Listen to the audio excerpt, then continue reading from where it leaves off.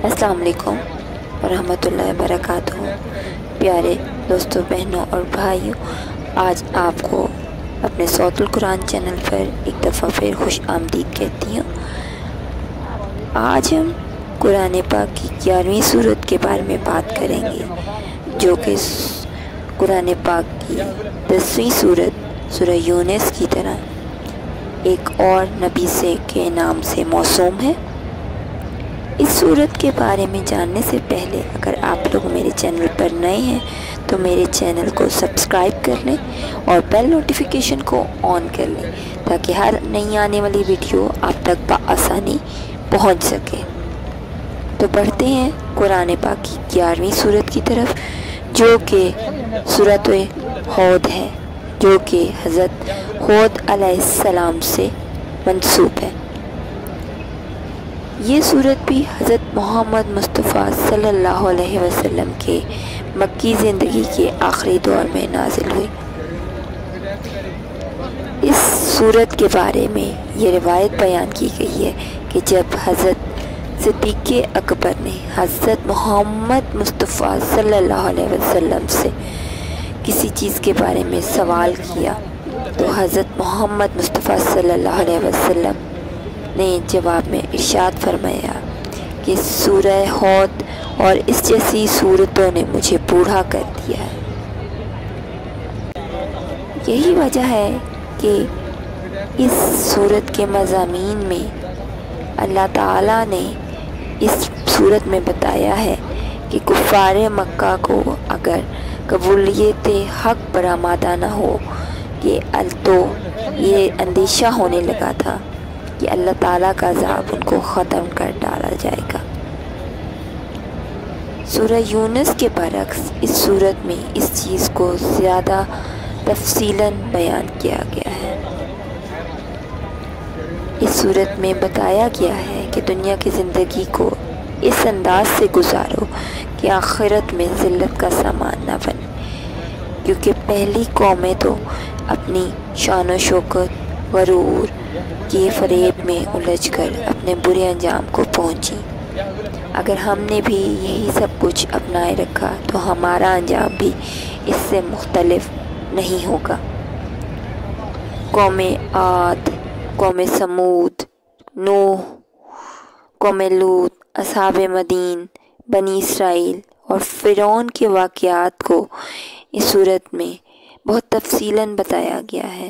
اور یہ بات بھی واضح کر دی گئی ہے کہ اگر تم لوگ ابھی تک اللہ کے عذاب سے بچے ہوئے ہو تو در حقیقت یہ اللہ کے عذاب سے بچنے سے پہلے تمہارے لیے سنبھلنے کا موقع ہے۔ اور سوچو کہ جب عذاب الہی کسی قوم پر نازل ہوتا ہے تو تمام تعلقات، رابطے اور رشتے ختم ہو جاتے ہیں، کیونکہ نسبت اور ناطہ تو کام نہیں آتا، صرف اللہ کی مدد اہل ایمان کے لیے مخصوص ہوتی ہے۔ اس کے ساتھ ساتھ اس سورت میں اللہ تعالیٰ نے بتایا ہے کہ ہر بندے کی اصل ذمہ داری روزی اور رزق ہے، جو اللہ تعالیٰ نے اپنے اوپر لیا ہوا ہے۔ یعنی اس دنیا میں چلنے والا، سانس لینے والا کوئی بھی جاندار ہے تو ان سب کا رزق اللہ تعالیٰ کی ذمہ داری ہے۔ ہم مخلوق خدا یہ نہیں جانتے کہ ہمیں کہاں سے ملنا ہے اور کہاں سے پورا کرنا ہے۔ یہ سب اللہ تعالیٰ کی ذمہ داری ہے کہ وہ کیسے اس دنیا میں بندے کو پیدا کرتا ہے، اس کو دین عطا کرتا ہے، اور پھر کیسے اس دنیا میں سب کو پھیلاتا ہے۔ اللہ تعالیٰ نے ہمارے ذمے تو یہ کام لگایا ہے کہ ہم اس کے پیغام کو سمجھیں، جانیں، مانیں اور پھر اس پر عمل کریں، اور اس کے بدلے اللہ تعالیٰ نے ہماری تمام ضروریات کو پوری کرنے کی ذمہ داری بذات خود اٹھا لی ہے۔ لیکن بحیثیت انسان ہم میں تو یہ ترتیب ہی الٹ دی ہے۔ جو اللہ کی ذمہ داری تھی وہ ہم نے اپنے سر لے لی ہے، اور جو اس کی ذمہ داری تھی وہ اللہ کے سپرد کر دی ہے۔ اس صورت میں انسانی نفسیات کے بارے میں بیان کیا گیا ہے۔ کہ انسان کو ذرا سی بھی تکلیف سے گزرنا پڑے تو وہ صبر نہیں کرتا، مایوس ہو جاتا ہے، تو پھر اللہ کی طرف رجوع کرتا ہے، اور جب اس کی عطا کی بخشش اور رحمت ہوتی ہے تو وہ مایوسی کی کیفیت سے نکل آتا ہے۔ اس کے باوجود ہماری بدقسمتی یہ ہے کہ ہم اس پر شکر لانے کے بجائے دنیوی اسباب کو ہی اسباب سمجھنے لگتے ہیں اور اس کی ناشکری کا مرتکب ہوتے ہیں، اور یہ چیز ہمارے بھی غرور میں مبتلا کر دیتی ہے۔ اس کے ساتھ ساتھ اللہ تعالیٰ نے اس صورت میں یہ بھی بتایا ہے کہ اس دنیا میں تم لوگوں کو جو سب کچھ عطا کیا گیا ہے وہ سب کچھ صرف بس چکھنے کے لیے ہے، اصل لذت اس دنیا میں نہیں بلکہ آخرت میں ہوگی، کیونکہ اللہ تعالیٰ نے اس دنیا میں جو کچھ دیا ہے وہ تو آخرت کا شو روم ہے۔ آخرت کی نعمتوں کو ذرا ذرا دکھایا گیا ہے اور بار بار بتایا گیا ہے کہ یہ چیزیں اصلی لذت والی نہیں ہیں، بلکہ یہ تو ایک امتحان گاہ ہے۔ اس کے ساتھ ساتھ اس میں اللہ تعالیٰ کی صفات اور انسان کے بارے میں بیان کیا گیا ہے کہ اللہ تعالیٰ کے پاس جو علم ہے وہ انسان کے پاس نہیں ہے، اور جو علم انسان کو عطا کیا گیا ہے وہ اللہ کی طرف سے ہے، چاہے وہ علم ہے، عقل ہے۔ اللہ تعالیٰ نے انسان کو عقل دی ہے کہ وہ ہر اصولی بات کو سمجھنے کی کوشش کرے، کیونکہ مخلوق کے پاس جتنی بھی صفات ہیں وہ مانگی ہوئی ہیں، اس کی ذاتی نہیں ہے، وہ محدود ہے اور فانی ہے۔ اگر ہم ان سب باتوں کو یاد رکھیں گے تو کبھی بھی اللہ کی صفات میں کسی کو شریک نہیں ٹھہرا سکیں گے۔ افسوس یہ ہے کہ جب یہ باتیں ہمارے ذہن سے نکل جاتی ہیں تو ہم شرک کے مرتکب ہو جاتے ہیں، اور اسی وجہ سے انسان کو کہا گیا ہے کہ وہ صرف سمیع و بصیر ہے۔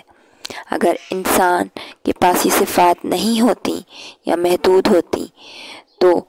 اللہ تعالیٰ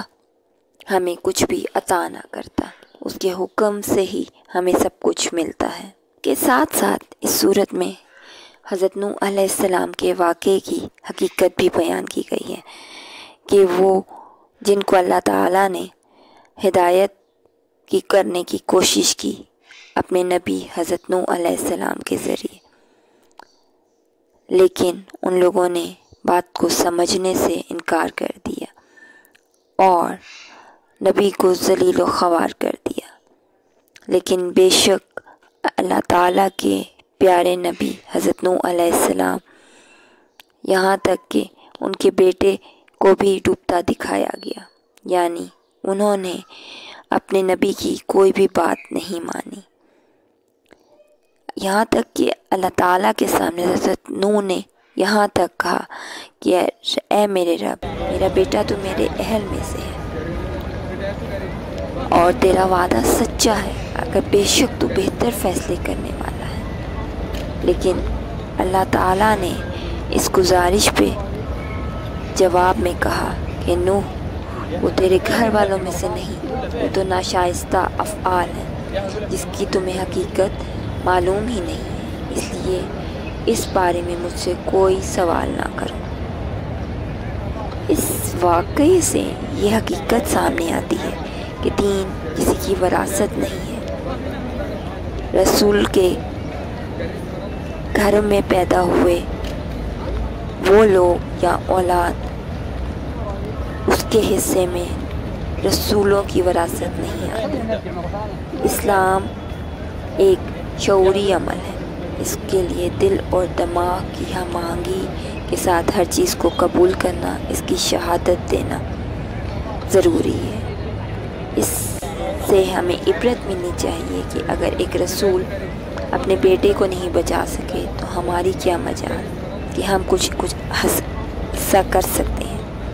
ہم تو صرف اپنے پیارے رسول صلی اللہ علیہ وسلم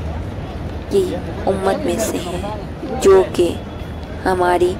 ہر مشکل کی حل کے لیے اپنے رب کے سامنے ہمارے لیے سفارش کرتے ہیں۔ حضرت نوح کے علاوہ دیگر انبیاء کرام کا ذکر بھی اس میں آیا ہے، جیسے